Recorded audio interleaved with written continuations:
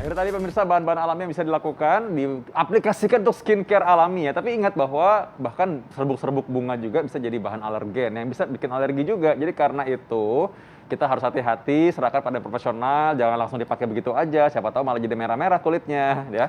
Nah, sekarang berhubungan dengan tadi merah-merah dan juga perih, gatal-gatal. Ini kita fakta mitos mengenai autoimun yang belum terjawab. Jadi tadi kita ulang lagi ya bahwa hingga saat ini penyebab pasti terjadinya autoimun itu belum diketahui. Ini fakta atau mitos? Jawabannya adalah fakta.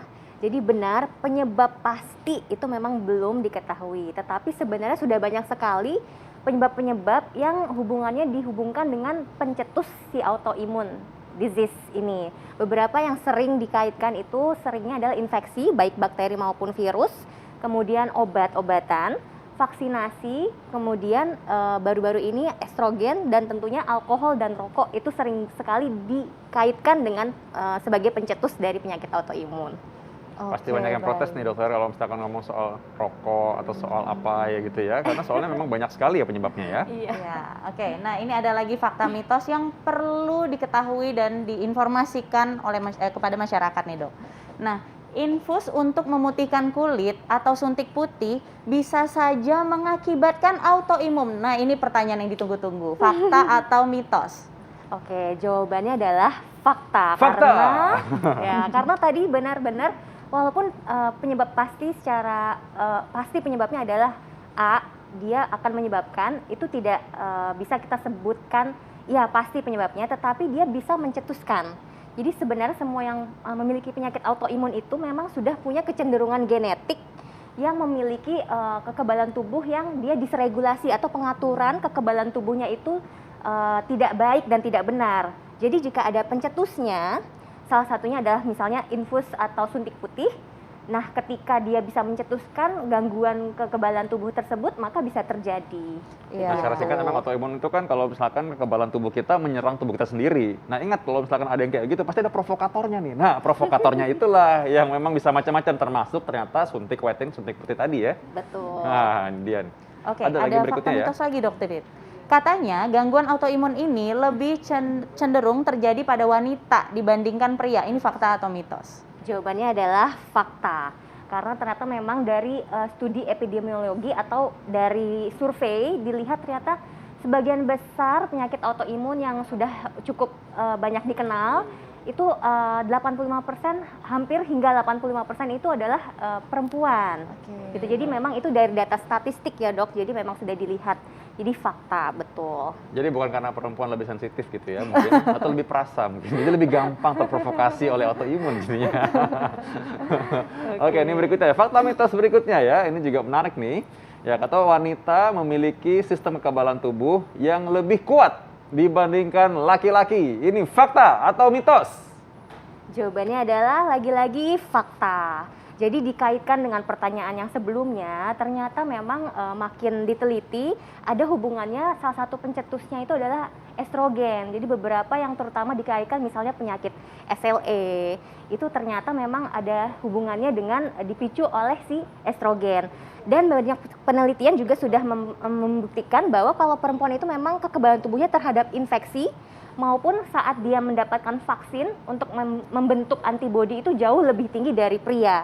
Nah, kekurangannya itu tadi, kalau ada pencetus autoimun maka dia akan lebih mudah terpicu begitu. Ya, karena balik lagi kekebalan tubuh kita sendiri yang melawan tubuh kita sendiri kan. Jadi kalau misalkan lebih kuat ya saja mungkin dia makin mudah terpicu berarti. Betul. Ya, nah dokter, ini juga banyak nih. Mungkin kita nyebutin suntik putih, infus putih. Nah, jadi masyarakat otomatis kayak ada bedanya nggak sih antara infus putih sama suntik putih? Apa dok bedanya? Jadi sebenarnya kalau istilah suntik itu kan injeksi ya. Injeksi itu bisa perlahan, dia dilarutkan di cairan yang lebih banyak. Itu sebenarnya namanya infus. Jadi dia masuknya lewat pembuluh darah.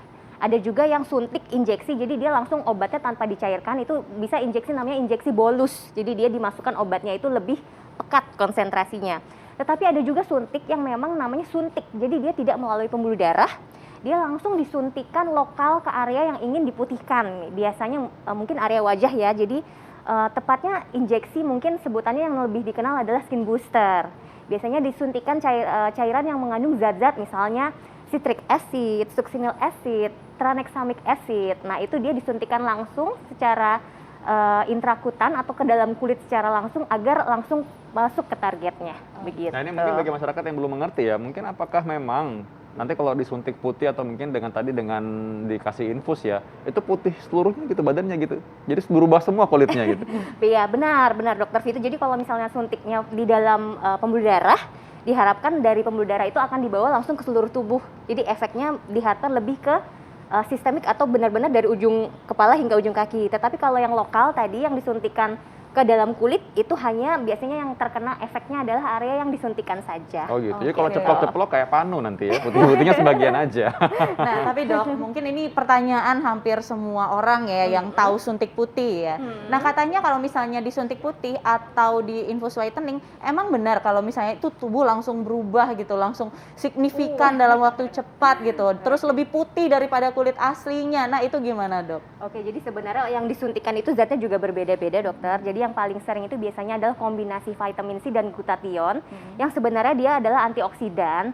Bukan berarti dia adalah zat yang memutihkan secara aktif. Dia hanya membantu kulit kita agar tidak mengalami kerusakan yang lebih cepat, sehingga kalau terkena sinar matahari tidak cepat gosong.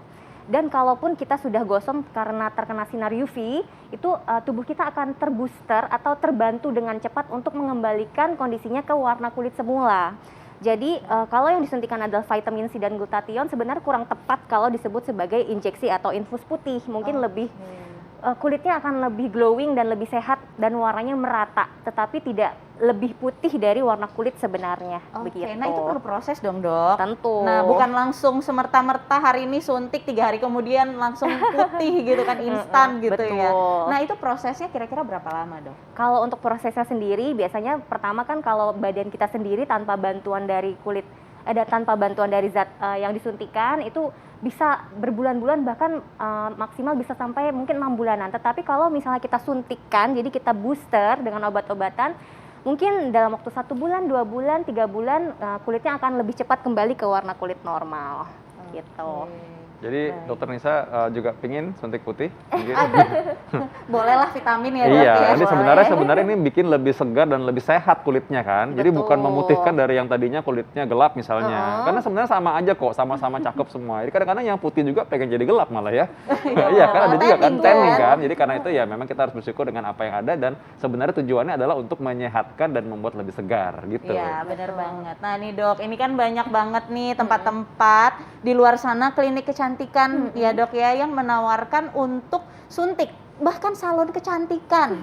Nah, apa dampak negatifnya kalau sembarangan melakukan infus whitening? Jadi beli-beli sendiri di marketplace, terus panggil orang suntik, atau pergi-pergi ke salon-salon, gimana Dok? Nah itu dia yang harus diperhatikan. Pertama harus dilakukan oleh profesional karena mengetahui syarat-syarat yang boleh, misalnya kesterilitasan alat-alat, kemudian lokasinya juga. Jadi walaupun yang melakukan adalah dokter ataupun perawat profesional, tapi dilakukan bukan di klinik yang sudah seharusnya. Jadi alat-alat untuk menolong kalau terjadi sesuatu juga tidak lengkap dong kalau dilakukan di salon ataupun misalnya di hotel. Kalau itu berbahaya sekali. Jadi yang pertama itu. Jadi yang kedua adalah obatnya itu sendiri. Kita harus tahu dong kalau disuntik oleh yang lain dan bukan dokter, belum tentu obatnya itu certified keamanannya gitu. Jadi penting tadi obatnya, lalu peralatannya, caranya, lalu juga tenaganya ya. Karena emang ini sebenarnya adalah injeksi atau infus, itu berarti adalah sebuah prosedur medis sebenarnya, walaupun memang tujuannya kesannya estetika gitu. Betul. Ya.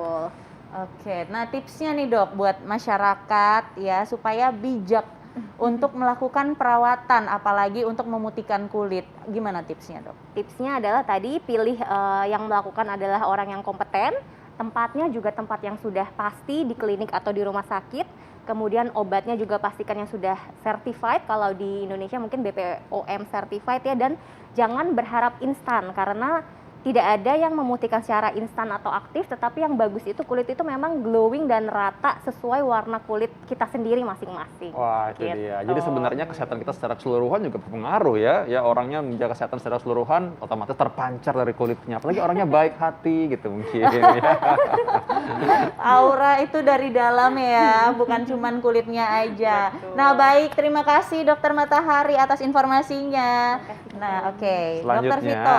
kita ini akan bahas mengenai penyakit yang cukup jadi misterius kemarin, sempat juga di luar negeri, negara tetangga kita, sempat diomongin juga. Ini sebenarnya penyakit hewan, tapi apakah bisa menular ke manusia? Kita saksikan satu ini setelah yang satu ini.